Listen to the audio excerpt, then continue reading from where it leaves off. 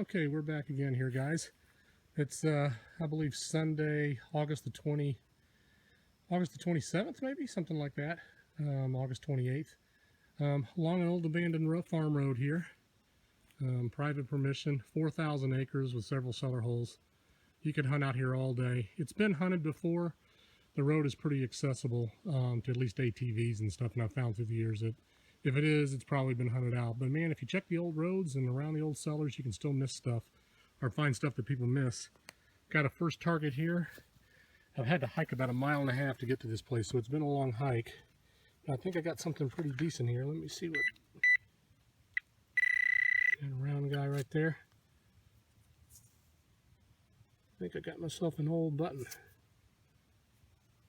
And I'm not sure what it is. It's got a pattern on it. I think it's just a great seal, actually, is what it is. Yep, I believe I got a great seal button. 2-piece, shank may be missing in back. So World War I, this place has gone before World War II. So World War I, early 1900s, great seal. Military, general service. I'll take it. Let's go find some more stuff, guys. On to the next. Well, here we are again. There's my backpack way down there on the right. You may be able to see that little green blob.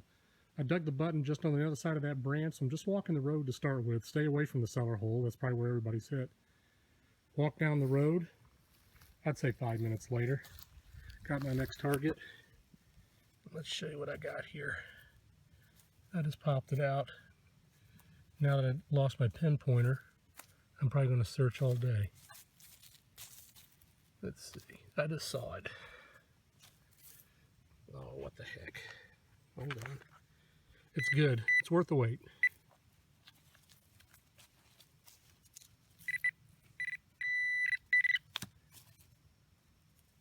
Bingo, baby.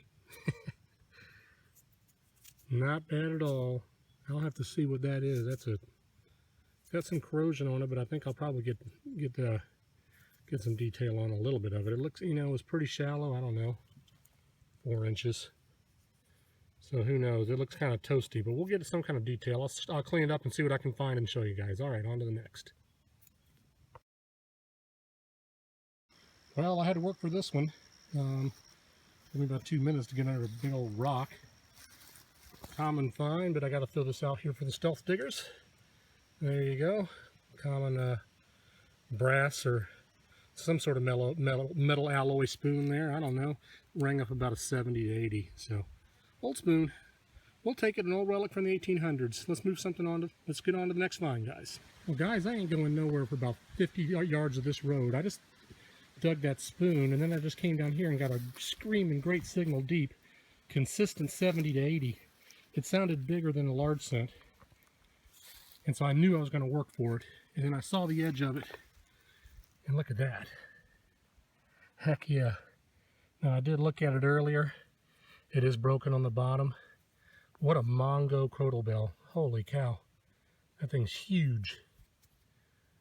You know, I'd love to have a full one, and I've found several this year already, and I'd love to have a big giant one like that. But man, I'll take it. That's an old relic, and that's definitely worth a keeper. The bottom may be lurking around here somewhere too. I'll have to search around. But literally, the crotal bell was there. The spoon was on the other side of that stick. The large cent was like right there. And then the great seal button was like right there. So I got this whole part of the road in front of the foundation. And the field's there. And the driveway up to the cellar hole there, and a big barn complex back in there. I mean, you could spend days here. I'm not going to be able to do it all. But I'm going to stay right in the road here. Very good stuff so far. All right, let's go find some more stuff. Oh, there's the cellar hole right there. I moved off of the road, walked that 100 yards, and I really didn't get too much more, maybe a beer can or two and some of the dreaded old pull tabs from the 60s and 70s. So I came up into the driveway here. It's very evident that this place has been hit pretty hard. I got a couple decent deep targets, and then I also saw some dig holes. So I don't know how much I'm going to find actually right up around the cellar hole. So we'll try to take it here a little bit, and then we'll move on down the road. There's a couple more places I'd like to hit. This is a pretty common find, but I thought I'd just show you this, guys. This is right here, about 5 inches deep. This is an old reed from like a pipe organ. Very common back 100 years ago, 30 years ago, they'd use the handheld little pipe organs and handheld music box machines, and this was a reed that went to one of those. You find these quite often, and I found a few over the years. I'm sure you may have too. But anyway, a nice little brass piece from 130 years ago, and I'll definitely keep that. Okay, let's go find some more, guys. Well, I decided to work the side of the hill of the cellar hole instead of just around the flat, easy parts.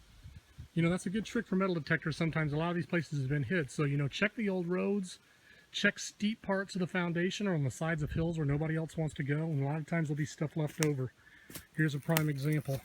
Got about a mid-tone, 60 to 70. Right next to this big old thick piece of old glass. Look at that. Old Conestoga bell. And you know, the clacker may even be still in it. I'll have to gently clean that out. A lot of times those are made out of iron, so they may just fall out of there. But awesome find, little old Conestoga bell.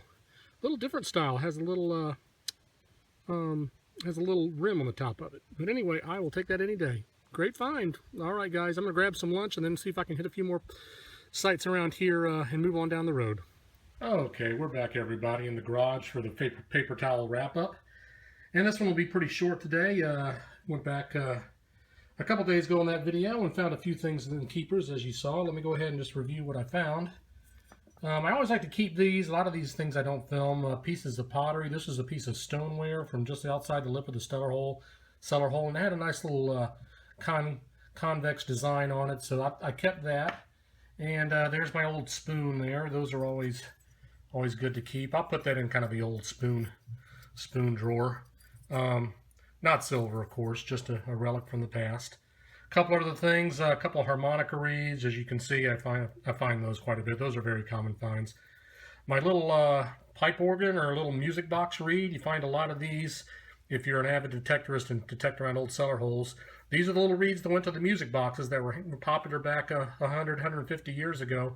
If you clean these up and they're in good enough shape, right here on the back, right here, you'll actually see the note that it went to. So you will actually see like A flat, F sharp, B flat, whatever.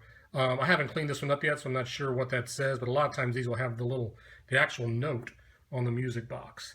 My two bells here, my heart stopper, the broken big old Conestoga. I always like finding those, and I'll even keep the big broken ones, at least if they're in fairly decent shape. I found it lucky enough to find about 8 or 9 of those through the years. Most of them are small, like those two right there. And I've got a couple bigger ones that are broken like this. I have not found a really complete, big, giant Mongo one like this. That would be really cool someday.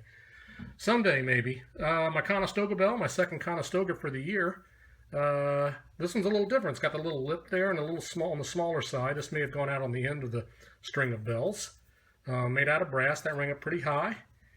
And let's see, what else do we got? Oh, my Great Seal button. It's missing the back, so that rotted out long ago. Depending on the condition they're in, a lot of times these backs, if they were made out of something other than metal, they'll just kind of waste away.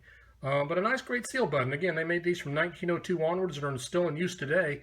The house that I was at on this video was gone by about 1916, 1920. So this was a Great Seal button, maybe World War I, back to the early part of the 20th century. But anyway, great keeper. I'll always keep those military buttons. And then finally, my Draped Bust Large Cent. Unbelievable. Third Draped Bust Large Cent for me in just a month.